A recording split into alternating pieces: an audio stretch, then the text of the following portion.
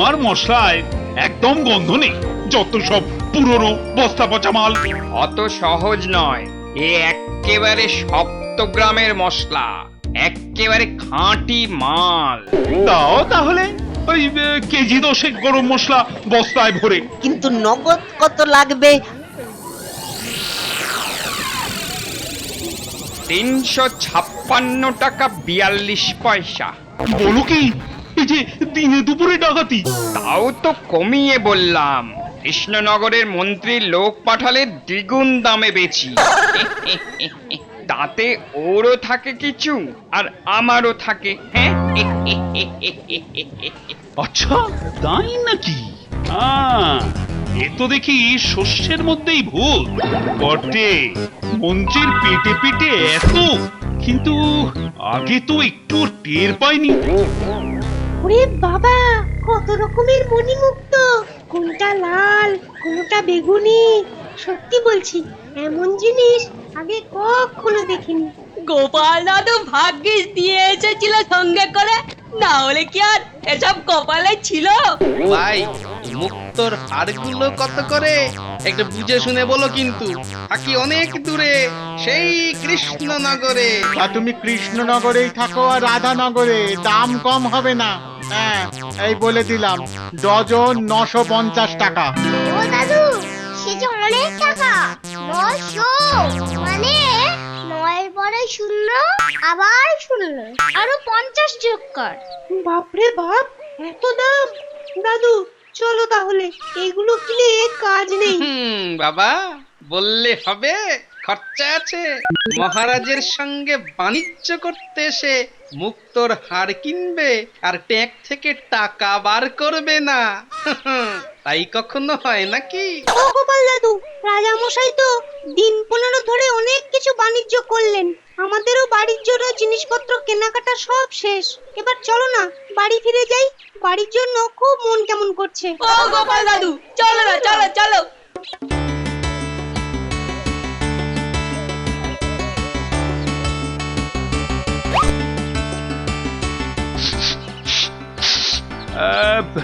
এ গন্ধ আর কতক্ষণ থাকবে? না, এক্ষুনি মিলিয়ে যাবে বলে মনে হচ্ছে। এ একেবারে 1 নম্বরের আতর, খোদ পারস্য দেশের। বটে, তা এমন 5 মেশালি হাবি যাবি আতর মাখেটা কে শুনি? ইস, কি বিশ্রী! এই আতর আবার মানুষে মাখে নাকি? নেবার হয় নাও, না হলে যাও। এই আতর কৃষ্ণনগরের রাজা স্বয়ং কৃষ্ণচন্দ্র কিনে নিয়ে যায়, নিজের মন্ত্রীকে দিয়ে লোক পাঠিয়ে। এই বেটা বলে কি, কত ভাগা মন্ত্রী তাহলে এই সব ছাইপাশ নিয়ে যায় আমার জন্য? ভেবেই গাটা কেমন গুলিয়ে যায়। এই এই কে রে, কে রে বেটা গায়ে থুতু বললি? কে রে, কে রে? হ্যাঁ, আপনি? মানে মানে ঠিক ঠিক বুঝতে পারিনি মহারাজ, ঠিক বুঝতে পারিনি। এই তো সবে শুরু, দাঁড়াও না, আরো কত কি বোঝানোর বাকি।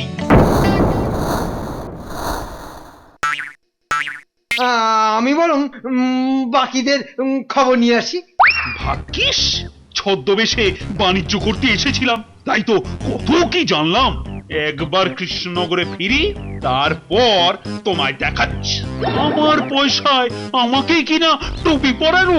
মহারাজ এমন করে যদি একটু নড়েন চড়েন আর চোখ কান একটু খোলা রাখেন, আরো কত কি দেখবেন মহারাজ।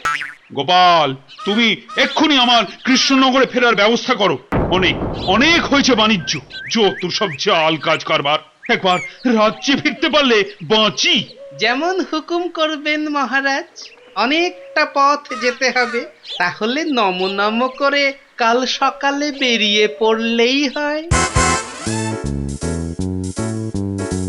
কৃষ্ণনগরে ফিরেই আমাকে সব হিসেব মেলাতে হবে। আমার সঙ্গে ফাজলামি?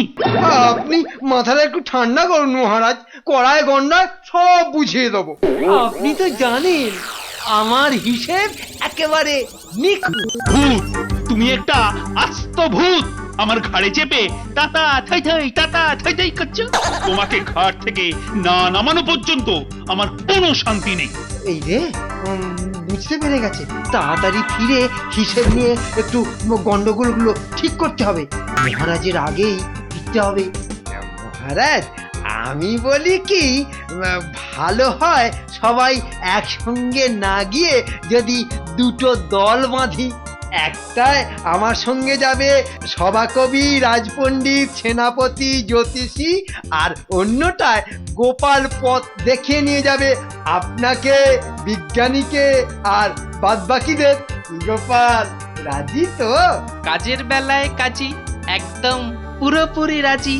মতলবটা বোধহয় বুঝতে পেরেছি।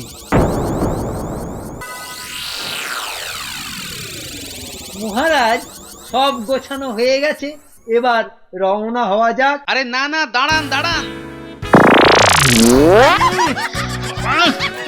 কাপড়ে চুপড়ে হইতে নিত আবার। কিরকম একটা গন্ধ যেন নাকে আসছে। মহারাজ, ভয় নেই ভয় নেই, এখন হয়নি কিছু, তবে হতে পারে, অনেক কিছুই হতে পারে। ই আবার কেমন ব্যাঁকাটারা কথা, হ্যাঁ? না আছে মুন্ডু, না আছে মাথা। আপনি কি সবই ভুলে গেছেন মহামন্ত্রী?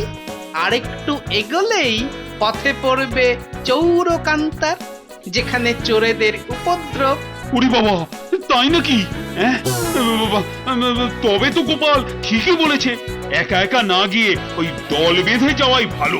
আমি বলি কি, আমাদের এখন একসঙ্গেই যাওয়াই ভালো। চুরি করা মহাপাপ, চোর কি জানে এ কথা? ওরা কি ভয়ঙ্কর, বাপরে বাপ। আহ, থামবে তোমরা?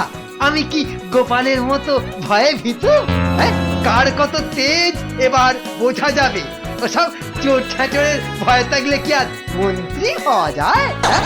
আমার দলের সবাই চলো আমার সঙ্গে, কুছ পরোয়া নেই, চলো।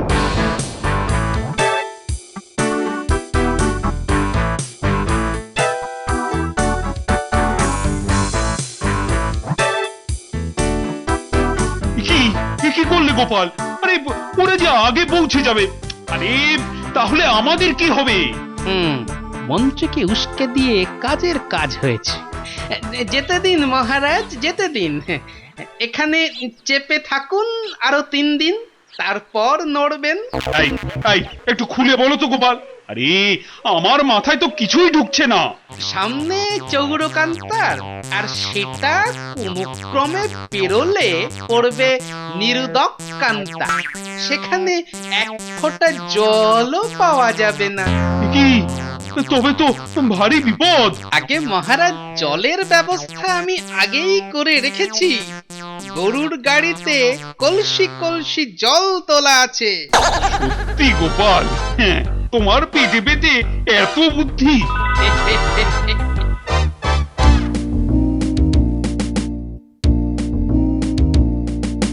আমাদের দলবল দেখে চোরেরা আর ধারে কাছে ঘাসার সাহস করেনি।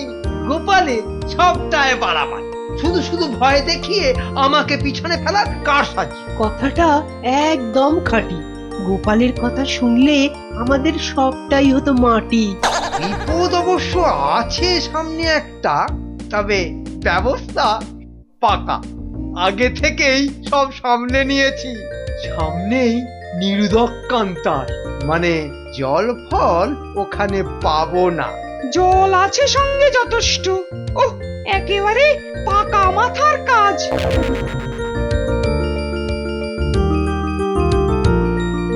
এভাবে তো আর চলে না। রোজ রোজ ডাঁটা চচ্চড়ি আর পালং শাকের ছেচকি, মুখে চড়া পড়ে গেল। এই কবে মানুষের ঠ্যাং ভাজা খেয়েছিলাম পোস্ত দিয়ে, এখন ভালো করে মনেও পড়ে না। হ্যাঁ, বুঝি বুঝি, তোমাদের দুঃখ সবই বুঝি, কিন্তু এই পথে রোজ রোজ মানুষ পাই কোথায় বলতো? মনে হচ্ছে একটা বণিকের দল এদিকেই আসছে। ঠিকঠাক টোপ খেলতে পারলে একেবারে কেল্লা পথে।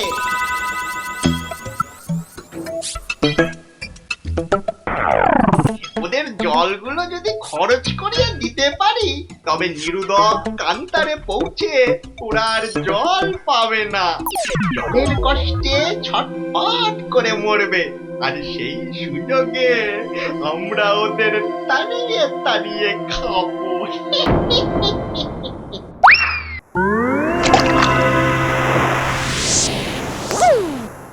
ওমা, এই যে দেখি জলে একেবারে থই থই, মিছি খালি জল নেই বলে হইচই। আরে, তাই তো, এত জল কোথা থেকে এলো? হ্যাঁ, আমরা ভাবলাম জল নেই। কে বললো গো জল নাই? একটু আগেই তো ঝমঝমিয়ে বৃষ্টি হলো, পুকুর দিঘি সব জলে ভর্তি। মিথ্যে ভয় পাচ্ছ তোমরা, মিথ্যেই ভয় পাচ্ছ। আর এত জলই বা বইছো কেন? সামনে জলে হাবুডুবু খাবে, আর একটু এগোও না। তাহলে সত্যি জল বয়ে নিয়ে যাবার কি দরকার? তবে চলো চলো সবাই একটু জিরিয়ে নিয়ে হাতে মুখে জল দিয়ে তারপর হাঁটি।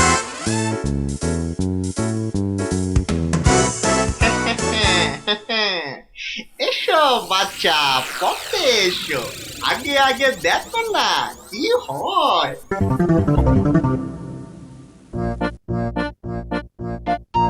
গোপাল দাদু, আর কত দূর? ওই দেখুন, এদিকেই কে যেন আসছে। আরে সামনেই তো নিরুদক কান্তার, তা তুমি এমন জলে হাবুডুবু খেলে কি করে বলো তো? কে বলেছে তোমাদের? কে বলেছে? সব সব মিথ্যে কথা। আমি নিজে ডাহা ভিজে এলাম আধ ঘন্টা আগে।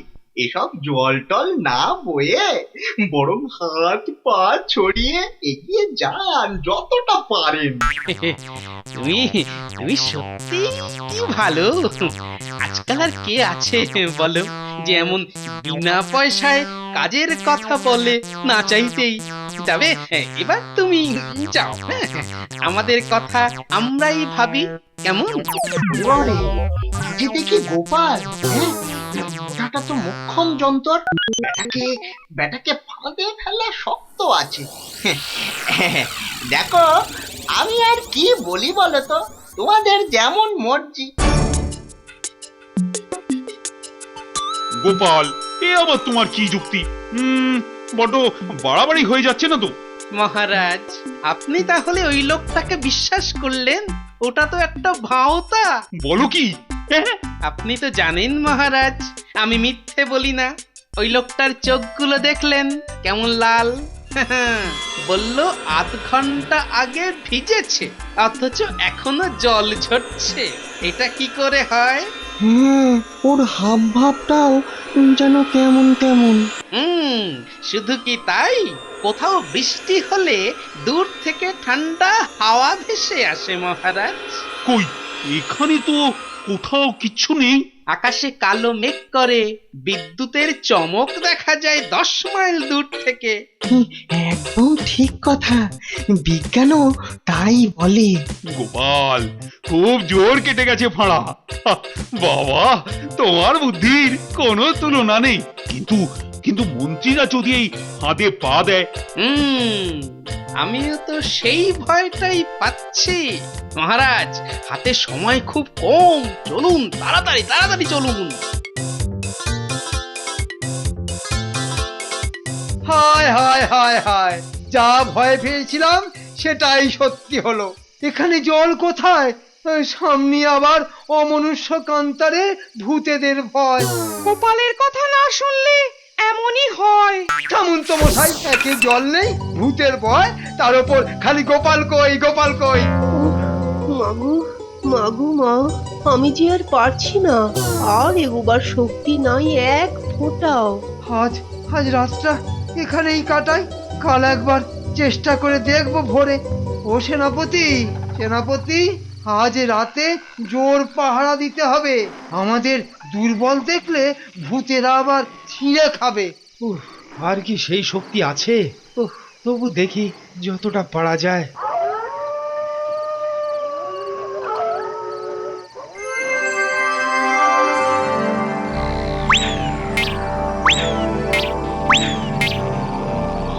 আরে কারা যেন ফিস ফিস করছে।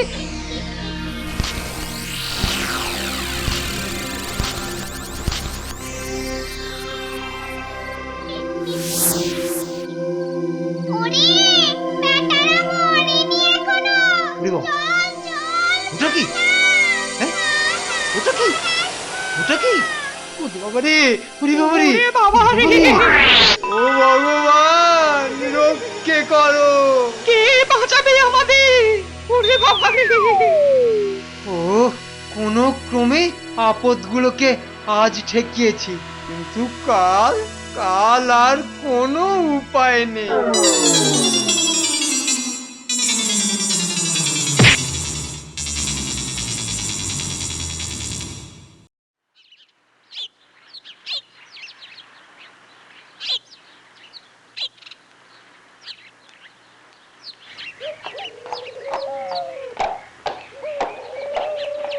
ওই ওই তো মন্ত্রী, আরে তাড়াতাড়ি তাড়াতাড়ি। মনে হচ্ছে এখনো বেঁচে আছে সব, ঠিক সময়ে এসেছি। জল জল জল, একটু জল দাও, একটু জল দাও, একটু জল দাও, একটু জল। নাও নাও, কোনো রকমে ওঠো এবার। সবটাই তোমার পাকাম, ঠিক হয়েছে, উচিত শিক্ষা হয়েছে এবার। ভাগ্যিস গোপাল ছিল, তাই এ যাত্রায় বাঁচলে, না হলে যে কি হতো তোমার। মহারাজ, মহারাজ, আমায় ক্ষমা করুন, লোভে আমার বুদ্ধি নষ্ট হয়েছিল। আপনার সমস্ত টাকা আমি ফিরে গিয়ে ফেরত দেবো। আমায় ক্ষমা করুন ভগবান। মৃত্যু ভয়ে সুবুদ্ধি হচ্ছে তাহলে? আমায় ক্ষমা করে দাও গোপাল ভাইয়া, আমায় ক্ষমা করে দাও। এখনো তেল দিয়ে যাচ্ছে। তার চেয়ে বরং এক কাজ করুন, চলুন চলুন, ওই যে দূরে গ্রামটা দেখা যাচ্ছে, ওখানে পৌঁছতে পারলেই কৃষ্ণনগর।